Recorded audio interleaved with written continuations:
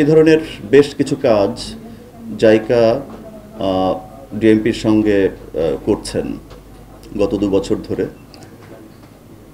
তো আমরা এখন যেটিকে বেশি গুরুত্ব দেওয়ার চেষ্টা করছি সেটি হচ্ছে ঢাকাবাসীর ভেতরে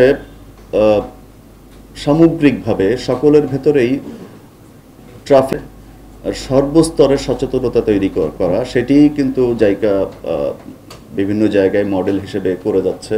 আমরা ইতিমধ্যে দেখেছি যে জাপান সরকার সেই 1960-এর দশক থেকে এই কাজগুলি শুরু করেছিল এবং আমাদের যে সকল ট্রাফিক বিভাগের যে সকল সদস্য ইতিমধ্যে বিভিন্ন জায়গায় প্রশিক্ষণ গ্রহণ করেছেন, তাদের মতামত অনুযায়ী আমাদের কাছে মনে হচ্ছে যে জনসচেতনতা তৈরির ক্ষেত্রে আমরা একেবারে শিশু বয়স থেকে আমরা শুরু করতে যাচ্ছি। ইতিমধ্যে আপনারা দেখেছেন যে আমরা বেশ কয়েক বছর ধরেই বিভিন্ন স্কুল কলেজে, বিভিন্ন কিন্ডারগার্টেন অথবা প্রাথমিক বিদ্যালয়গুলোতেও আমরা এই শিশুদের ভেতরে, ছাত্রছাত্রীদের ভেতরে জনসচেতনতা তৈরির কাজ আমরা করে যাচ্ছি এবং সেটির অংশ হিসেবেই আমরা ভবিষ্যতে যেন শিশুরা যেন একদম ছোটবেলা থেকেই ট্রাফিক আইন মানা এবং রাস্তায় কিভাবে চলতে হবে এই বিষয়গুলোর উপরে হাতে কলমে প্রশিক্ষণ গ্রহণ করতে পারে ছোটবেলা থেকে। এজন্যই আমরা অদূর ভবিষ্যতে ট্রাফিক চিলড্রেন পার্ক আমরা তৈরি করতে যাচ্ছি ঢাকা শহরের বিভিন্ন জায়গায়। তার পাশাপাশি জাইকার সহায়তায় আমরা ডেটা অ্যানালিসিসের ক্ষেত্রে, বিশেষ করে ট্রাফিক কনজেশন কোথায় হচ্ছে বা অ্যাক্সিডেন্ট কোন অঞ্চলে বেশি ঘটছে, এই হটস্পটগুলো নির্ধারণের ক্ষেত্রে আমরা বিভিন্ন ধরনের সফটওয়্যার ব্যবহার করে ডেটা কালেকশন করে সেটাই অ্যানালিসিস করে পরবর্তীতে এটির সমাধান কোথায় সে বিষয়ে আমরা গুরুত্ব আরোপ করছি।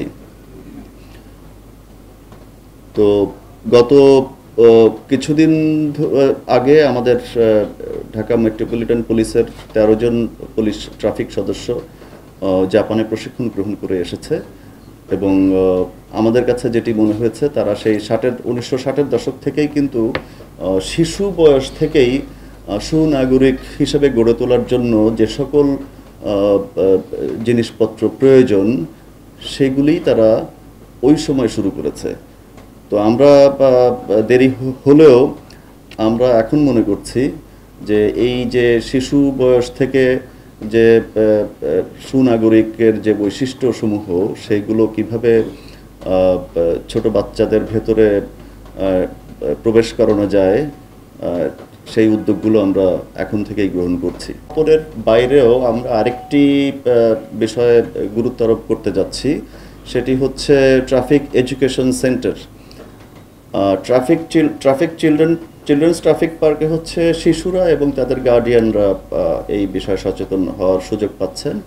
আর পাশাপাশি আমরা জাইকার সহায়তায় আমরা বিভিন্ন স্থানে ছোট ছোট আকারে ট্রাফিক এডুকেশন সেন্টার আমরা তৈরি করতে যাচ্ছি।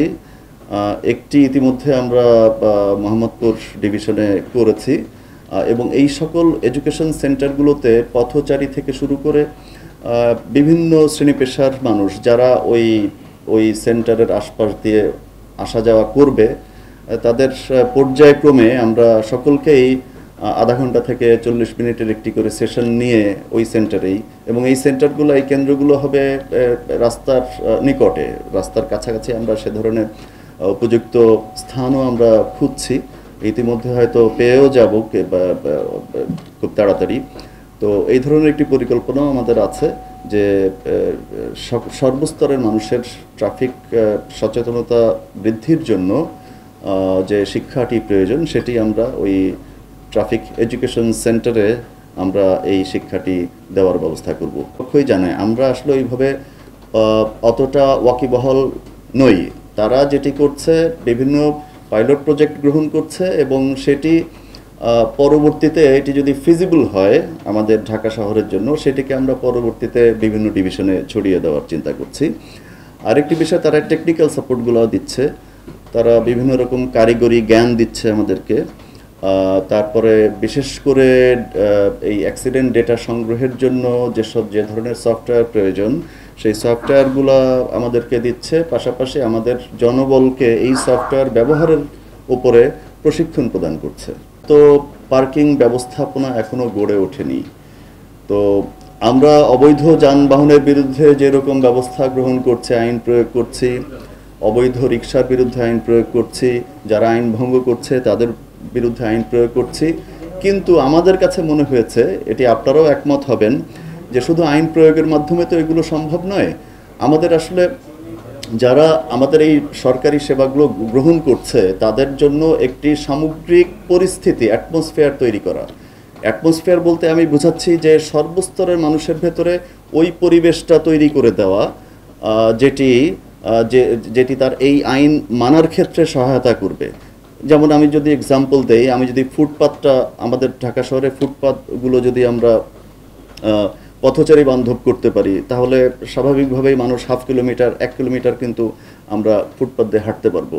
তো এই যে আমি জাস্ট একটি এক্সাম্পল দিলাম। তো এরকম একটা অ্যাটমসফিয়ার বলতে একটা সোশ্যাল এবং ইকোনমিক অ্যাটমসফিয়ার, যেটি এই অ্যাটমসফিয়ারের ভেতরে থেকেই সকল স্তরের মানুষ ট্রাফিক আইনের প্রতি, রোড ইউজের প্রতি শ্রদ্ধাশীল হবে। বললাম যে সামাজিক অ্যাটমসফিয়ার তৈরি করা, যেখানে আমি অন্যকে প্রায়োরিটি দেওয়ার জন্য উদ্বুদ্ধ হব। তো আমি ওই রকম পরিবেশ যদি আমি পাই, তাহলে নিশ্চয়ই আমরা আমাদের সকল নগরবাসী কিন্তু ধীরে ধীরে ধীরে ধীরে একটা মানে সুন্দর একটা নাগরিক জীবন আমরা উপভোগ করতে পারবো। ট্রাফিক সিগন্যাল বাতি ছিল, তো সেটি কালক্রমে বিলুপ্ত হয়েছে। তো এটি আমরা সংশ্লিষ্ট কর্তৃপক্ষের সঙ্গে যথোপযুক্ত সময়ে তাদের সঙ্গে আমরা পত্রালাপ করছি, এবং অচিরেই হয়তো 2 সিটি কর্পোরেশন এই ব্যবস্থাগুলো তারা গ্রহণ করবে। বিশেষ করে অটোমেশনের আসলে কোনো বিকল্প নেই। আমরা এরকম স্মার্ট বাংলাদেশের স্বপ্ন দেখছি।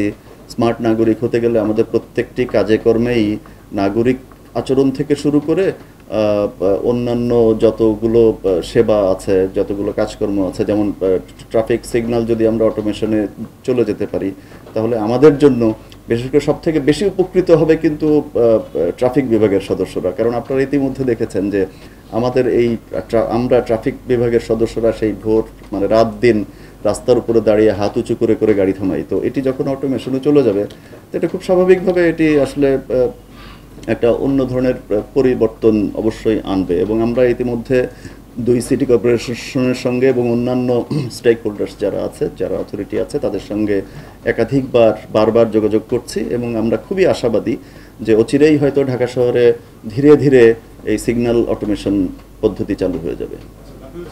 প্রথম বছরে তারা কিন্তু স্কুল প্রোগ্রামগুলো হাতে নিয়েছিল। তারপরে মাঝের বছরে তারা অ্যাক্সিডেন্ট ডেটা অ্যানালিসিসের সফটওয়্যার ডেভেলপ করেছে, এবং সেটি পাইলটিং করে এখন হয়তো অচিরে 2-4 মানে আগামীকাল বোধহয়, আগামীকালই এই যে ডেটা অ্যানালিসিস সফটওয়্যারের উপরে যে প্রশিক্ষণ পুলিশ সদস্যদের, সেটির উদ্বোধন করা হবে। কমিশনার মহোদয় আমাদেরকে নির্দেশনা দিয়েছেন যে আমরা বেশ কয়েকটি স্থান অলরেডি গতকালই আমরা পরিদর্শন করেছি। আমরা স্থান পেলেই হয়তো মানে অতি সত্বর এই চিলড্রেন্স ট্রাফিক পার্ক নির্মাণের কাজ শুরু করে দেব।